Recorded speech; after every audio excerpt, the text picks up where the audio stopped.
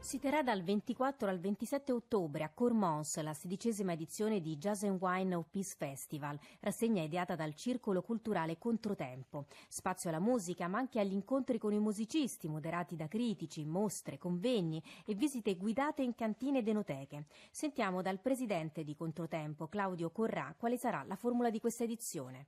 La formula è quella tradizionale delle 4 giornate di musica a tempo pieno, sia nel teatro comunale per i concerti serali, che saranno appunto il 25 con Mike Stern, il 26 di ottobre con Tim Berne e il 27 gran finale con Joshua Redman. E i concerti diurni invece saranno come di tradizione nelle cantine, con sempre concerti di alta qualità. Quindi rimane l'abbinamento con le degustazioni?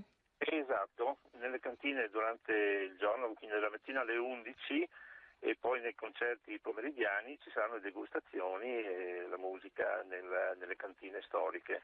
Altri appuntamenti da non perdere del festival? Ci sarà una anteprima giovedì sera al Colturni Dom di Gorizia con il noto gruppo italiano Il Quinto Rigo, e nell'ambito della collaborazione con Colturni Dom, che poi prosegue come da parecchi anni il sabato mattina con il concerto presso Colturni Dom di Nuova Gorizia, nello spirito appunto transfrontaliero che è il Festival Jazz and Wine di Cormons. Ci saranno anche concerti aperitivo e round midnight.